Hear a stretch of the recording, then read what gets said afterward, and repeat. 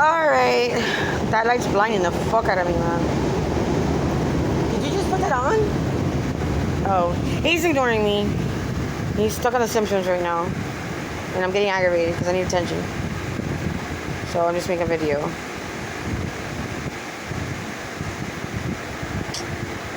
I can't move. I mean, I can move better than other people, and I'm not like handicapped as far as quadriplegic or whatever the fuck. But my ankles are swollen really bad, and my feet, and my legs too. And it's mostly because of I know it has to be the medication, the new medication regimen. I'm done. I'm done with it all. I'm taking back my life. I went from 208 to 243 in about 2.5 months, 3 months. That's not fucking normal. And I'm very active. I've had to eat shit. There's going hungry or eating too much. Because when I finally do get to eat, I eat too much. Or the wrong things. Because I haven't had no control over my diet as far as, making my own meals, getting to eat what I like to eat, or emotionally eat. Like, I suffer eating disorders. I was bulimic at one point and anorexic. And I think it's much more logical to be anorexic than to be bulimic. At least, with bulimia, that's like gluttony. That's just like wrong. Like, why, when there's people starving, are you going to fucking just consume a shitload of food because you can and then throw it up because you feel guilty or because you're going to get fat or for whatever fucking reason? I was taught all these things at a very young age. My mother had eating disorders. She used to binge and purge. She took laxatives. She would starve herself. She would drink too much and smoke weed and God only knows what, because she had to have like the model figure and be super skinny 24/7. That's how she got my father. I read Cosmos since I was 15. I wanted to be an Olympic gymnast, but I couldn't start gymnastics until like 8 years old instead of 3 when I wanted to, but I had to be forced into fucking ballet at 5.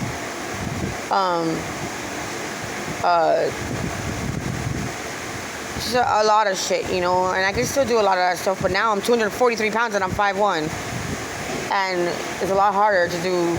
I'm afraid because I shot myself in the hand because I couldn't shoot myself in the face because I was with the asshole and taking his abuse and just wanted to die and couldn't take it no more, and he moved the gun out of the way and I shot my hand. But that was stupid. Hey, I prayed to God before I did it because my mom tried to kill herself once and with my dad's gun when we were younger, and the bullet lodged in the barrel of the gun didn't kill her. We made jokes like, damn, why not? But whatever. It is what it is. At some point in time, you hate your parents, right? Unless you have like really fucking good parents. Shit, I like to meet somebody out there that has fucking amazing parents. I wonder if Taylor Swift's family is really that great. But that being said, my hand's really good. I heal pretty well. But, on the pole for 4 years. Couldn't kill my baby because I loved him and I don't believe in abortion for myself or agree with it. I don't really think anybody should have an abortion under certain circumstances.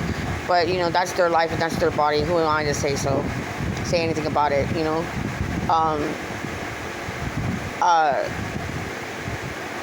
I don't know who my baby's father is. I'm not 100% sure.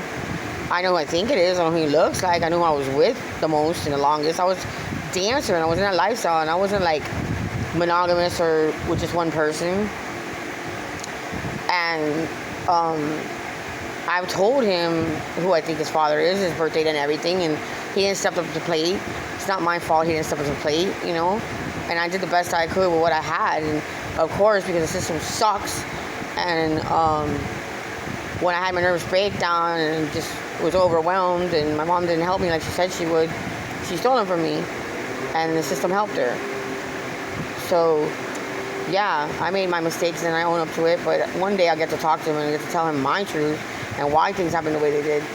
But now I have my life back as far as like I don't feel as weak as I used to feel, and I'm not ashamed anymore. And he's 21. He's a grown-ass man. Act like one.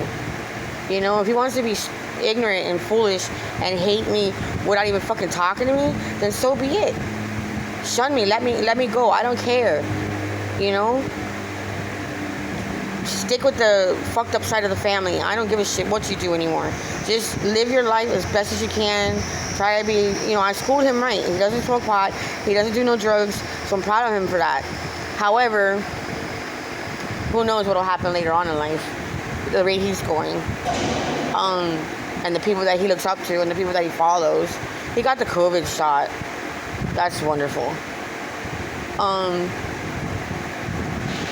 Anyways, I love my baby, and I loved him from the moment I knew he existed. He was in my belly, and I prayed for him, and I called him my guardian angel. And that's why I listened to everybody's bullshit and gave up my life, man. And I did what I wanted to do to a certain extent, There was other ways I could have done it a little bit better, and probably never lost him. But who knows? Can't tell about time. So, yeah, I could do a cartwheel, but I'm afraid to do a handstand. Too out of shape to do a back bend or a back walkover. I'm too big. My wrist will probably give out.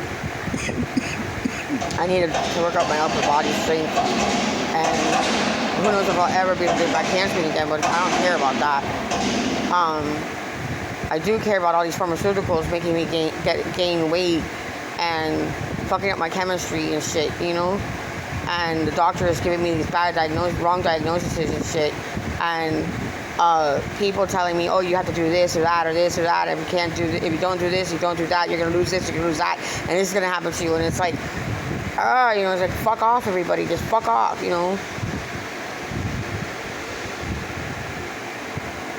and there's no magic fucking pill to cure post-traumatic stress disorder. There's many methods, and I don't have to take medication to get through it. Or at least pharmaceuticals. I don't have to see a fucking psychiatrist. I'm doing it right now. I'm talking to a psychiatrist right now. My cell phone, my camera, my videos. That's better. Because these fucking quacks out there are ridiculous. The PCP that I have with Condo Health, I don't like her. She won't ask me dumbass questions like why I keep falling asleep on her during our conversation. She's taking too fucking long to do her job, asking me stupid ass motherfucking questions. I'm tired, I'm homeless. It's just gotta be Baker acted for nothing. Because someone else is trying to help me. How much money did he get for that? How much money did he get for fucking Baker acting my house? All of those people will fucking benefit except for me. Then they want to prescribe me trazodone and carbamazepine. And look at my fucking legs are fucking swollen now. My feet. I overslept. Shit. I hate trazodone. I hate all that shit. I don't like any of it. The only one that really helps at all is lorazepam Ativan. And I only like getting it when I'm in the hospital.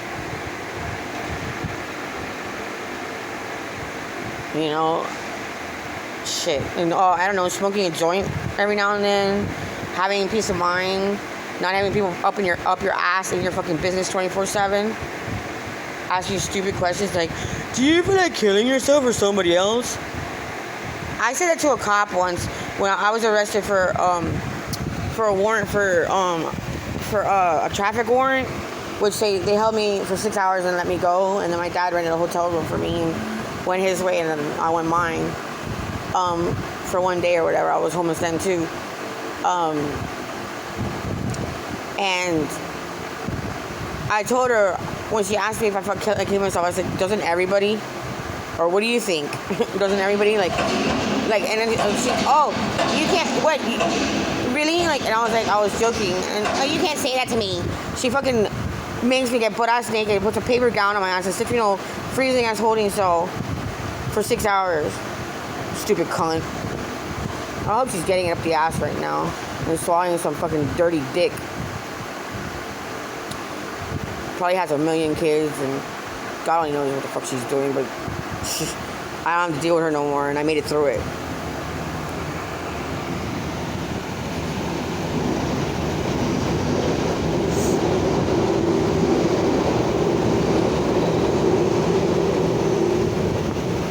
All the abuse and from the different fucking psych wards and the different doctors and mental health people, and they killed me. several times. They fucking killed me, man. These people that were there, I reported them, and I got taken in because I had a really bad panic attack and anxiety attack because I witnessed people getting raped outside the tire shop. And I'm a rape survivor, and I was upstairs cleaning, and all this crazy activity was going on, and like pimps and dealers and hoes, and I just had a panic attack, and it was one of the most humiliating, embarrassing panic attacks I ever had. And of course, the one that got me off the stairs, or at least got me down the stairs, was Lachi Salazar, who was my real friend, not the guy that I was involved with, Jamel Sanchez Flaco. He even, like, when I couldn't talk and I'm trying to, like, tell him PTSD and put my hands on when he was with the operator, he's like, oh, it's he finally sits down at his station. Of course, once he sits there, the real him comes out. He doesn't really give a fuck that I'm freaking the fuck out, Oh, it's some PTSD shit, because, he's looking down at his plate. He's about to scrape some res or take a hit or something, Some PTSD stuff, like that. And part of it had to do with this nasty-ass crack whore that was on my bed that had hepatitis C that we almost did a threesome with. It would have been forced. I told him that I would have done it and left him the next day. And of course I said, give me some, really? You want to do this? This is really happening? All right, let me have another rock. And he ran and got the rock, put it in my hand, and I got up and took off my dress. And then the stupid ass crazy ass hoe that didn't want to do shit, which is using us and stealing all the dope, fucking gave me some weird look, and I didn't want to do it in the first place. I just wanted to show them that, like, I ain't, fuck y'all, really? Okay, it's on. So nothing happened, and she left. She said she was going to give us some privacy because she was after his dick, or me alone, whatever, the dope, and she leaves the room, and I got dressed, and everything was sort of decent, but it still was kind of a fucked up evening after that because he wanted to fuck her, not me. And this is the kind of shit I was dealing with. And then she fucking leaves, and it's supposed to be the honky-dory time, and he's on a car for like fucking ever with the wires, and I fucking flipped the fuck out. And I flipped the fuck out because I'm germaphobe and hepatitis C. I don't want to catch that shit. Plus, no one was supposed to be allowed. I woke up to come out to two hoes in my crib with him cooking dope. And him going, because I said she was pretty, and I told him she was a hoe, and he goes, oh, really? And he said, look who's here. Like, I'm supposed to be happy about it? Like, I'm going to be like, oh, yeah, we're going to be best friends. Let's skip to my room and play patty cake. So the next day, or 2 days later, I fucking flipped. And when the cops come, I'm seeing rape, and I'm saying rape, and they're like, oh, nobody's going to rape you here. And it's like, how the fuck do you know? Do you live here? And I already was getting raped. In a sense, I just can't explain it right now because I don't want to go there. And I walked down the fucking stairs finally. They finally get me down the fucking stairs. And then some fucking bitch got to touch me. And I don't want to be touched. And I end up getting Baker Act in fucking Palmetto Hospital.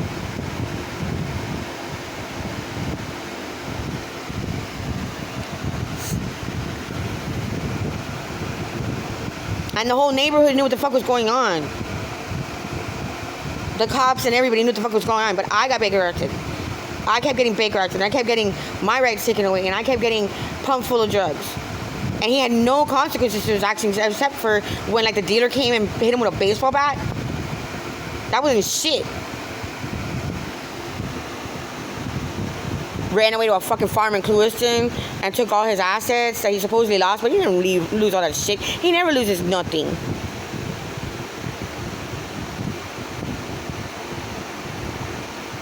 Sooner or later, though, he ain't gonna be doing no fucking mechanics. And no clients are gonna go to him no more. And I'm a U.S. fucking born citizen, and he's from fucking Cuba. Not that I hate Cubans or nothing, but hey, trash is trash. And who cares if fucking his grandfather came here with diplomatic immunity or whatever the hell, and that's why he supposedly can't be deported. That's a crock of shit. So they were playing with my veins in the room that was like isolated room with a bunch of cameras that they wheeled me in, and it's scary as fuck. Then they start pumping drugs in my veins when I'm asking. They're saying they were going to flush me, and they weren't. They were putting drugs in my veins, and then they're laughing, poking my veins, and I was out of it. And the Chinese guy or Japanese guy in Palmetto told me I was nearly comatose when they got me, and they put me in the geriatric section instead of the adult wing. And then what I remember is coming in and out of coherence. And the asshole doctor that brought me back, or whoever the fucking brought me back, was wheeling me to the psych ward, fucking telling me, Vanessa, are you okay? The one that wanted to diagnose me schizophrenic and didn't do his homework, so looked like a fool. Kept me in there for 17 fucking days. Looked like a fool when I went to court in the mental health court in Jackson in front of the same judge that put me in the state hospital, that I got diagnosed already through the state hospital, and they diagnosed me schizoaffective because I hear my brother talk to me, and I see and hear things that aren't there, that to me is God and spirits. Angels and demons.